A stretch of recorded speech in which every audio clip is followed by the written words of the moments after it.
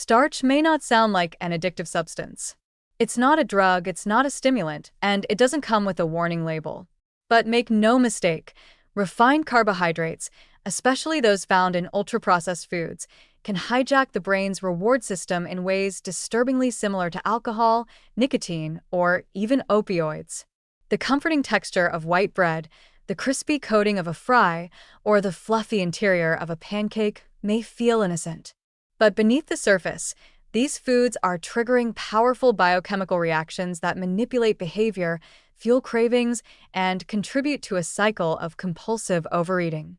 This is the hidden reality of starch addiction, a condition that many people suffer from unknowingly, and one that's actively exploited by the food industry. When you eat refined starches, white bread, pasta, pastries, chips, crackers, or even many so-called healthy granola bars, your body rapidly breaks them down into glucose.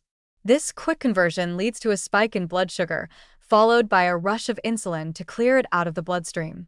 That's the metabolic part. But here's where it gets darker. This sugar surge also triggers a dopamine release in the brain, the very same neurotransmitter responsible for feelings of pleasure, motivation, and reward. In small, occasional doses, this might not be a problem. But with regular exposure, especially in large amounts, your brain begins to associate these refined carbs with immediate emotional relief and pleasure. Over time, this rewires the reward system and builds a habit loop not unlike what we see in substance use disorders. The food industry knows this all too well. Products are engineered specifically to maximize the dopamine hit. It's not a coincidence that the texture, sweetness, and mouthfeel of processed starch-based snacks are so satisfying. They're designed to light up the brain's pleasure centers. The combination of refined carbs with salt and fat, like in pizza, fries, or nachos, creates a hyperpalatable experience that the brain starts to crave, not just want. And once you're in that loop, breaking free becomes incredibly difficult. The craving isn't just psychological, it's chemical. This biochemical manipulation encourages overconsumption. Refined starches don't just taste good, they provoke you to eat more than you need. Because they digest so quickly, they fail to provide satiety signals in a normal way. You can eat an entire sleeve of crackers or several pieces of white bread without feeling full, and just a few hours later, you're hungry again. That's not a lack of willpower. It's a deliberately engineered physiological trap. The more you eat, the more your brain craves the dopamine high, and the more you condition yourself to reach for these foods when you're tired, stressed, anxious, or bored. Over time, this repeated cycle desensitizes the brain's dopamine receptors. This means that just like with drugs or alcohol, you need more and more of the same substance to achieve the same level of pleasure. Natural foods, fruits, vegetables, legumes start to taste bland in comparison. A baked sweet potato doesn't deliver the same hit as a buttered white roll, and a handful of almonds won't satisfy you like a bag of pretzels.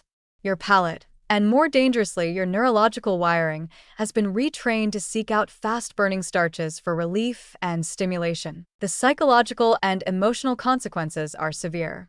Starch addiction is often hidden beneath labels like comfort eating, stress snacking, or carb cravings, but the underlying mechanism is just as real as any chemical dependency. People feel out of control, ashamed, and exhausted from the cycle, but the problem isn't lack of discipline. It's the presence of an addictive trigger in your everyday food that floods the brain with short-term reward and leaves it begging for more. And the long-term effects are devastating. Chronic overconsumption of refined starches contributes not only to obesity and type 2 diabetes, but also to depression, anxiety, and cognitive fatigue. The constant blood sugar swings affect mood regulation, increase cortisol levels, and disrupt sleep, compounding emotional distress and pushing you deeper into the cycle. You eat to feel better, then crash, then eat again, and all the while your physical and mental health deteriorates. Children are especially vulnerable. Processed cereals, snack bars, crackers, and white bread sandwiches are often the norm in school lunches. But these foods prime young brains for lifelong dependencies on high-carb, high-reward foods. What begins as a taste preference becomes a neurochemical habit, deeply rooted by the time adulthood arrives. The result is a generation increasingly dependent on fast-burning carbohydrates not just for calories, but for comfort and emotional regulation, an epidemic hiding in plain sight. So, yes, starch can be addictive. Not because the word sounds dangerous, but because of what modern food processing has done to it.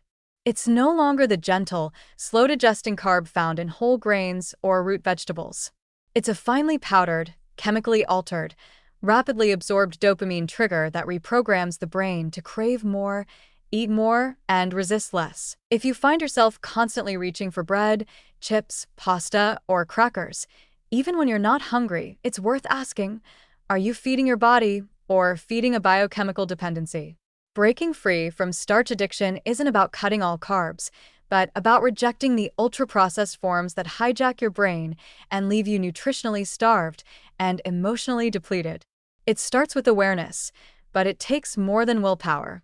It takes a conscious, often difficult shift back to whole, unprocessed foods that nourish, rather than manipulate, your body and mind.